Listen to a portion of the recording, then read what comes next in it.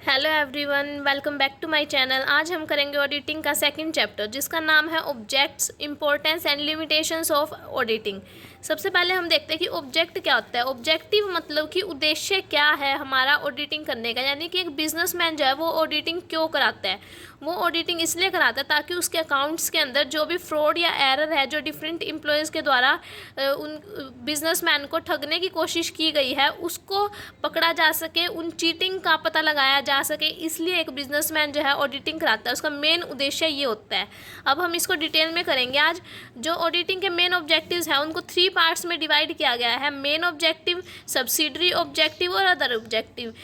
तो अब हम देखते हैं कि ऑडिटिंग का मेन ऑब्जेक्टिव क्या होता है। जो एक बिजनेसमैन होता है वो किस उद्देश्य को लेके ऑडिटिंग कराता है। वो इसलिए ऑडिटिंग कराता है ताकि उसके बुक्स ऑफ अकाउंट्स की करेक्टनेस का पता चल सके, यानी करेक्ट, यानी कि कितने सही बनाए गए हैं अकाउंट्स, फेयरनेस, कितने सच्चाई से बनाए गए हैं, ट्रूथफुलनेस, यानी वही बात होगी ट्रूथफुल, कितनी सच्चाई से बनाए गए हैं, वो पूरे हैं या नहीं है, कहीं किसी भी उसने जो एम्प्लॉय बना रहे हैं अकाउंट्स को मेंटेन कर रहे हैं उन्होंने कोई फ्रॉड या फिर एरर करने की कोशिश तो नहीं कि मतलब किसी एंट्री को दोबारा कर दिया हो। या मतलब कि ऑडिटिंग इसलिए कराई जाती है ताकि अकाउंट्स की ट्रूथफुल, फेयरनेस और एक्यूरेसी का पता चल सके। सब्सिडरी ऑब्जेक्टिव्स क्या है?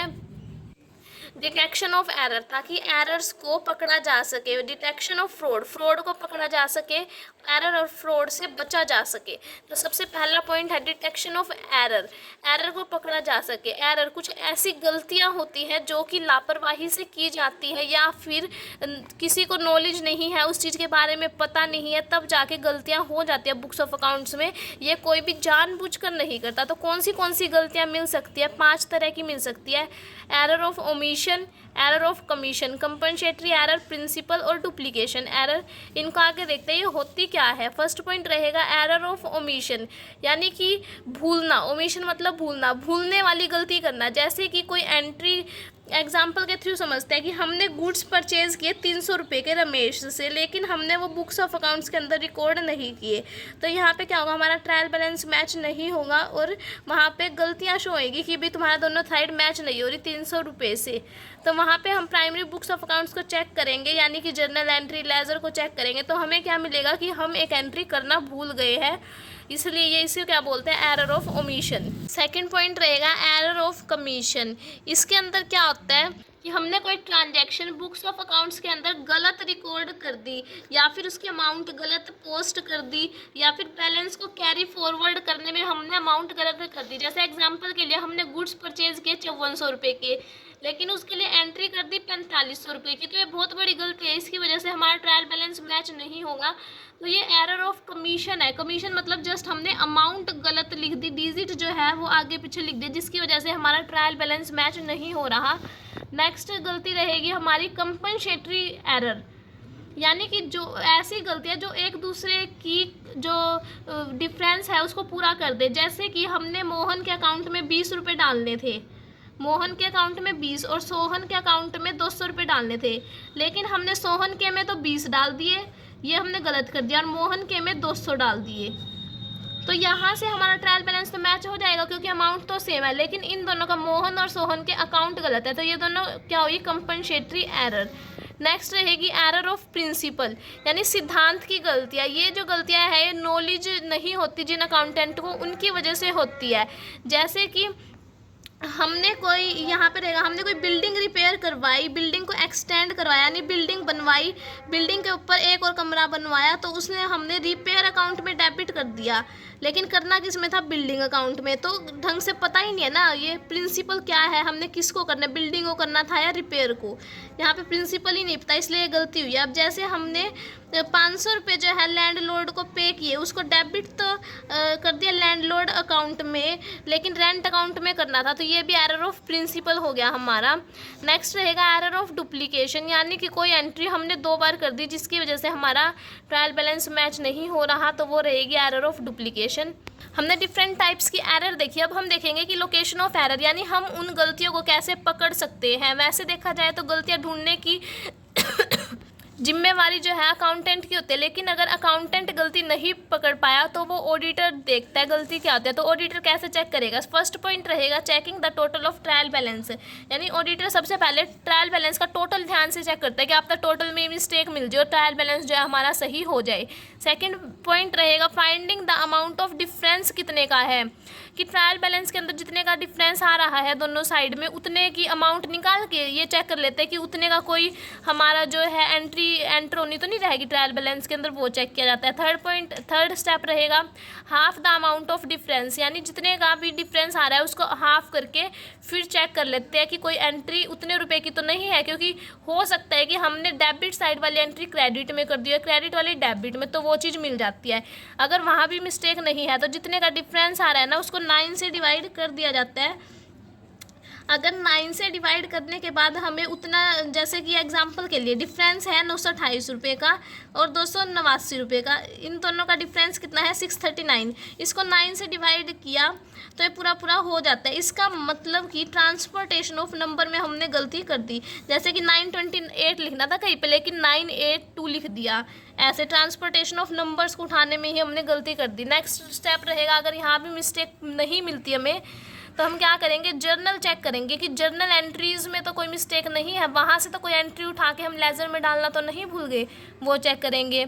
अगर तब भी गलती नहीं मिलती तो नेक्स्ट क्या करेंगे, चेकिंग ऑफ सब्सिडरी बुक्स, यानी कि जो हमारी बीच में सब्सिडरी बुक्स होती हैं जर्नल के बाद उसको चेक करेंगे कि उसमें तो हमने कोई एंट्री गलत नहीं किया, जो एंट्री नहीं करनी चाहिए थी, वेस्टफुल एंट्री थी, वो तो नहीं कर दी। वहाँ से भी अगर गलती नहीं मिली तो checking of posting of subsidiary books, यानी सब्सिडरी बुक्स के अंदर हमने जो पोस्टिंग की है उसको चेक करेंगे, लेज़र फोलियो कॉलम को चेक करेंगे। अगर कोई एंट्री जर्नल एंट्री से यहाँ पे करनी रह गई है तो वहाँ पे लेज़र फोलियो का कॉलम हमें खाली मिलेगा, उस चीज़ को हम चेक करेंगे। अगर फिर भी हमें गलती नहीं मिलती तो checking the balances of laser के बैलेंसेस को चेक करेंगे, कहीं हमने उनको टोटलिंग वगैरह करने में या पोस्टिंग करने में मिस्टेक तो नहीं की। देन नेक्स्ट स्टेप रहेगा चेकिंग ऑफ ओपनिंग एंट्रीज़, यानी कि हमने जो पिछले साल के बैलेंसेस से इस साल ओपनिंग बैलेंसेस उठाया उनको चेक किया जाएगा।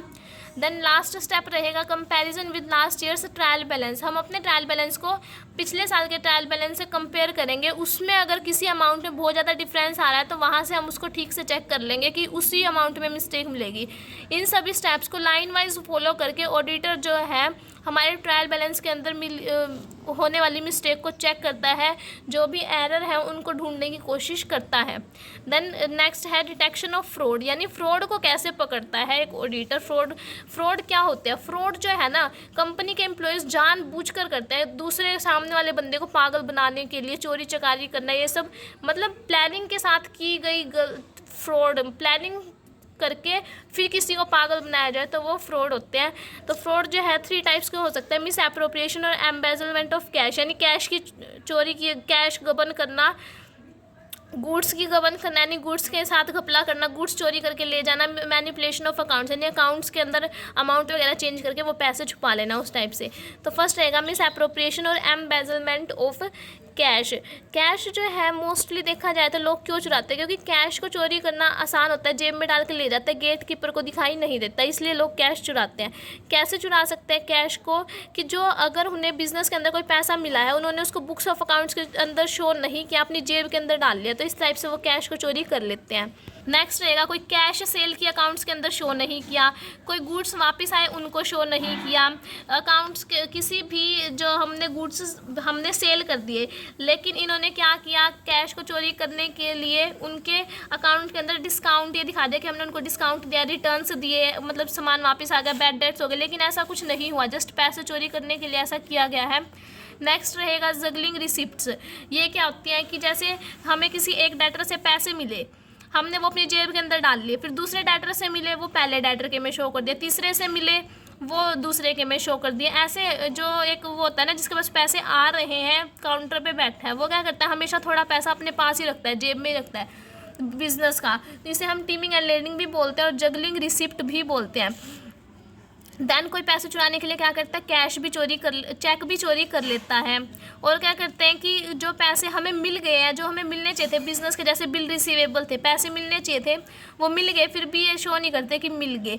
फॉल्स डोनेशंस शो करके भी चोरी की जाती है। इस टाइप से डिफरेंट टाइप से जो है कैश चोरी किया जाता है। तो ऑडिटर क्या करता है, कैश की चोरी को पकड़ने के लिए जितनी भी रिसिप्ट है, कैश की वाउचर्स है, उनको ठीक से डिटेल में चेक करता है। उसके बाद जो भी इनवॉइस होता है सेल या परचेज के, उसको कैश बुक के साथ मैच करता है। उसके बाद अगर उसे कुछ फिर भी कमी लगती है तो वो एक्सप्लेनेशंस मांग के डिफरेंट टाइप से, डिफरेंट एम्प्लॉय से, तब जाके एक ऑडिटर जो है एम्बेजलमेंट ऑफ कैश को चेक करता है, फ्रॉड जो है उसको पकड़ने की कोशिश करता है। देन सेकंड रहेगा मिस अप्रोप्रिएशन और एम्बेजलमेंट ऑफ गुड्स, यानी गुड्स की चोरी क्यों करते हैं।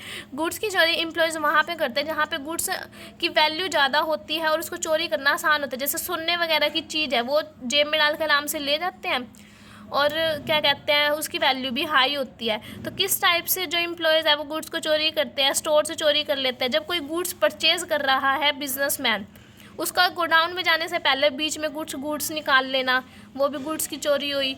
और ऑर्गेनाइजेशन के गुड्स जो है अपने खुद के पर्पज़ के लिए यूज़ करना भी चोरी हुई। सेल्स रिटर्न कोई हुई है, वो बुक्स के अंदर शो ना करके अपने पास रख लेना, वो भी चोरी हुई। तो एक जो ऑडिटर है वो मिस अप्रोप्रिएशन ऑफ गुड्स को कैसे पकड़ेगा। देखा जाए तो गुड्स को मिस अप्रोप्रिएट जो चोरी हुए हैं, जो लोगों ने निकाल लिया, उसको करना मुश्किल है कंट्रोल, लेकिन फिर भी कुछ कंट्रोल टेक्निक्स अडॉप्ट की जा सकती हैं, जैसे कि ऑर्गेनाइज्ड अकाउंटिंग सिस्टम हो गया। टाइम टू टाइम गुड्स कितना आ रहा है, कितना सेल हो रहा है, उस चीज़ को चेक किया जाना चाहिए।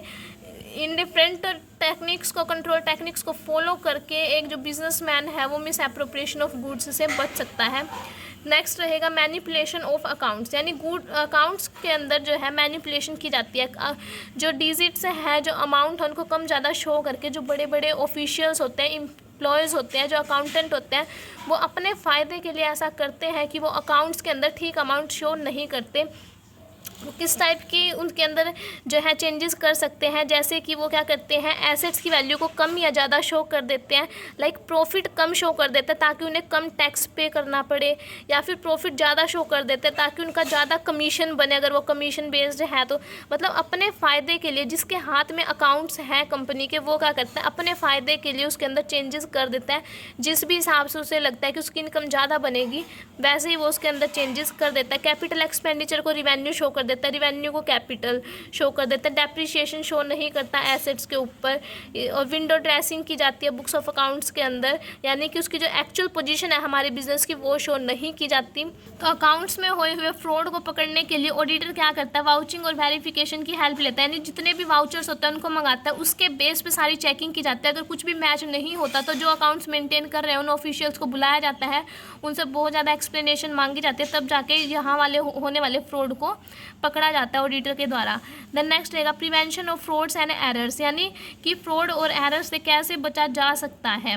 वैसे देखा जाए तो टोटली फ्रॉड और एरर को जो हमारे बिजनेस के अंदर एम्प्लॉयज़ करते हैं उनको पकड़ना इम्पॉसिबल है, लेकिन फिर भी ये होता है कि ऑडिटर जब चेकिंग कर रहा है, मोरल प्रेशर बना रहता है सभी एम्प्लॉयज़ के ऊपर कि भाई ऑडिटर चेकिंग करने आएगा, तो वो थोड़ा सा डर के रहते हैं। और ऑडिटर भी जब चेकिंग करता है, वेरिफिकेशन वगैरह करता है, तो थोड़े बहुत फ्रॉड और एरर जो है ऑडिटर भी निकाल देता है, मोस्टली निकाल देता है। एक आधा होता है जो नहीं हो पाता, क्योंकि टोटली निकाल पाना तो बहुत मुश्किल है, क्योंकि कुछ लोग जो है बहुत ज़्यादा एक्सपर्ट हो जाते हैं, बड़े बड़े अकाउंटेंट वगैरह है, बहुत एक्सपर्ट हो जाते हैं थोड़ी बहुत अमाउंट को जो है एम्बेजल करने में। तो इसलिए वैसे prevention of fraud and error में ये रहेगा कि ऑडिटर जो है उसको हम अपॉइंट करके अपने फ्रॉड और एरर को बिजनेस के डिटेक्ट करवा सकते हैं, क्योंकि वो एक इंडिपेंडेंट पर्सन होता है, वो किसी की भी साइड नहीं लेता, जो सच होता है उसी को बताता है। अदर ऑब्जेक्टिव्स क्या है बिजनेस के, मोरल प्रेशर ऑन एम्प्लॉयज़, यानी कि जब हम एक बिजनेसमैन ऑडिटिंग कराता है हर साल अपने अकाउंट्स की, तो एम्प्लॉयज़ के ऊपर मोरल प्रेशर बना रहता है कि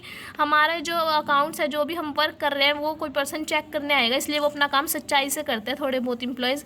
नेक्स्ट रहेगा सेटिस्फाइंग गवर्नमेंट एम्प्लॉयज़, यानी गवर्नमेंट एम्प्लॉयज़ को सेटिस्फाई किया जाता है ऑडिटिंग के थ्रू, क्योंकि जब एक बिजनेसमैन ने अपने अकाउंट्स ऑडिट करा लिया, उसके बाद वो उस पर टैक्स पे कर रहा है, तो सरकारी जो अफसर है वो शांत रहते हैं, सेटिस्फाइड रहते हैं, संतुष्ट रहते हैं कि भाई हाँ, इस बिजनेसमैन ने जितना कमाया था उसके ऊपर टैक्स पे कर दिया। नेक्स्ट रहेगा फुलफिलिंग लीगल रिक्वायरमेंट्स, यानी कानूनी जो ज़रूरतें हैं बिज़नेस के लिए वो पूरी की जाती हैं ऑडिटिंग करवा के, क्योंकि कुछ बिज़नेस के लिए सरकार ने कंपलसरी कर रखा है कि तुम्हें अपने अकाउंट्स ऑडिट कराना ज़रूरी है, और सरकार ने ऐसा इसलिए कर रखा है ताकि उसे सही रेट से टैक्स मिल जाए। तो ये थे डिफरेंट ऑब्जेक्टिव्स ऑडिटिंग के, कि एक बिजनेसमैन या फिर कोई भी बंदा ऑडिटिंग क्यों कराता है अपने अकाउंट्स की, ताकि उसके डिफरेंट जो ऑब्जेक्टिव्स हैं वो पूरे हो सके, उसके बिज़नेस के अंदर के फ्रॉड एरर्स जो है उनको पकड़ा जा सके, और उसके अकाउंट्स की ट्रूथफुलनेस को, कंप्लीटनेस को, फेयरनेस को मेंटेन रखा जा सके, एम्प्लॉयज़ के ऊपर मॉरल प्रेशर को बनाया जा सके। आई होप आप सभी को ऑडिटिंग के ऑब्जेक्टिव्स समझ आए होंगे। अगर समझ आए हो तो वीडियो को लाइक कर देना, चैनल पर नए हो तो चैनल को सब्सक्राइब कर लेना। Thank you.